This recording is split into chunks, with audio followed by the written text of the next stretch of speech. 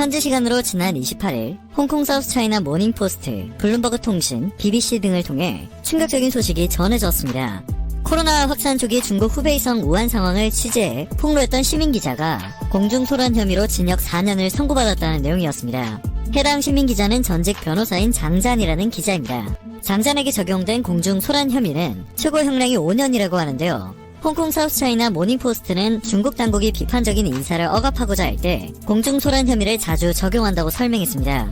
사실을 전달했을 뿐인데 징역 4년을 선고했다는 소식이 전해지자 각국에서는 너무하다, 경악스럽다와 같은 반응이 나오고 있는 상황입니다. 장자는 지난 2월 우한에서 발생한 코로나 상황을 보도한 바 있습니다. 장자는 산소 마스크를 쓴 환자들이 가득한 병원의 모습이나 유료로 코로나 검사를 받아야 하는 사람들의 상황을 전달했는데요. 당국이 주민들에게 충분한 정보를 공개하지 않고 도시를 봉쇄했다는 점을 비판하기도 했습니다. 미국 워싱턴 DC 소재 인권단체 중국 인권수호자 CHRD에 따르면 장자는 현지에서 구금된 독립 언론인들과 정부의 책임을 묻는 사망자 유족 문제 등도 취재한 것으로 알려졌습니다. 그런데 장자는 지난 5월부터 별다른 게시물을 올리지 않기 시작했고 많은 사람들은 그의 안부를 궁금해하기 시작했는데요. 중국 당국은 장잔이 허위 사실을 퍼뜨린 혐의로 구금이 된 상태임을 밝혔습니다. 그리고 지난 11일 장잔의 변호인이 장잔이 구금되어 고문을 당했다는 주장을 해 논란이 되었는데요.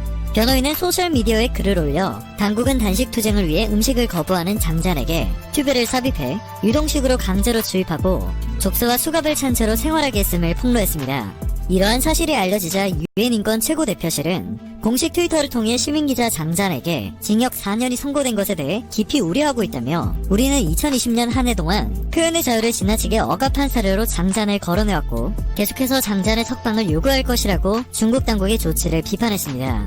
우한에서 코로나 상황을 취재한 시민기자들은 구금되거나 실종된 상태입니다. 리제와는 지난 2월 실종됐다가 4월에 다시 나타난 후 강제로 격리됐었다고 증언했으며 천치우스는 현재 가족과 함께 지내고 있지만 당국의 감시를 받고 있는 것으로 알려졌습니다.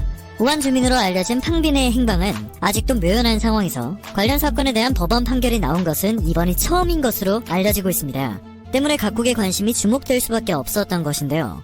블룸버그 통신은 이번 판결을 코로나 초기 대응의 결점을 드러낸 이들을 처벌하려는 중국 당국의 의도라고 분석했습니다. 또한 바이러스의 심각성을 은폐했다는 의혹을 받는 시진핑 정권은 자신들이 유능하고 사력 있게 코로나에 대응한 것으로 재조명하려고 노력해왔다며 지적을 덧붙였습니다. 이러한 상황에서 중국은 중국 덕분에 코로나를 발견한 것이지 우한이 기원이 아니라는 주장을 펼치고 나섰습니다. 대표적으로 중국 질병예방센터 수석 역학 전문가를 지낸 정광은 중국은 2003년 사스 발발 후 새로운 형태의 폐렴을 보고하는 세계 최고의 감시 시스템을 구축했다며 이 덕분에 세계 최초로 코로나를 발견할 수 있었다고 강조하고 있습니다.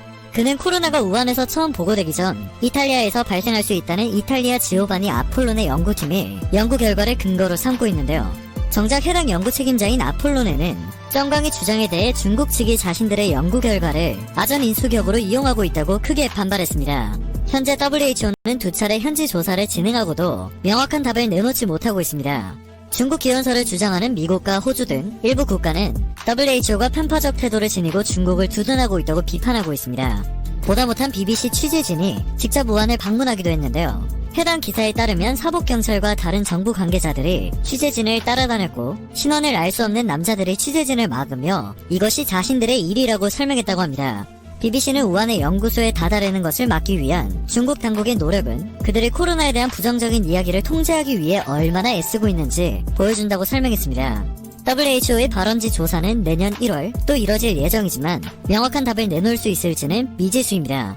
국내외 네티즌들은 중국이 발원지라는 사실은 전 세계가 이미 다 알고 있다. 1년이 지났는데 아직도 정신을 못 차렸다. 상상 이상으로 염치 없는 나라이다 라는 반응을 보이고 있으며 전문가들은 중국이 코로나 세계적 대유행의 원죄에서 벗어나기 위해 정치적인 선전을 이어가고 있다며 책임 있는 자세를 촉구하고 있습니다.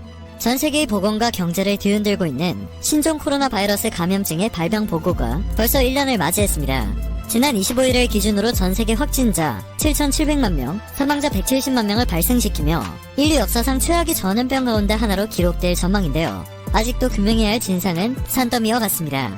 신종 코로나 바이러스가 정확히 어디에서 유래했는지, 동물에서 인간에게로 어떻게 전파됐는지, 그리고 어떤 경로로 이처럼 빠르게 전 세계로 확산했는지 등을 입증해야 코로나의 완전한 종식도 또 다른 신종 바이러스에 대한 대책도 강구해 나갈 수 있겠습니다.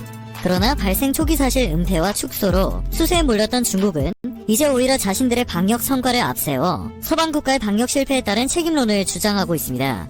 나아가 자국이 코로나의 확산을 효과적으로 억제한 배경에는 서방 국가들보다 우월한 통치체제, 리더십이 자리를 잡고 있다는 선전에도 공을 들이고 있는 상황입니다. 중국 당국이 그동안 독립적인 조사를 꺼려왔기 때문에 WHO가 중국의 동의를 얻기까지 수개월에 걸친 협상이 진행되었는데요. 바이러스 전염 시기와 우한이 진원지가 맞는지 여부 등을 꼭 알아낼 수 있길 바랍니다. 오늘 전해드릴 소식은 여기까지입니다.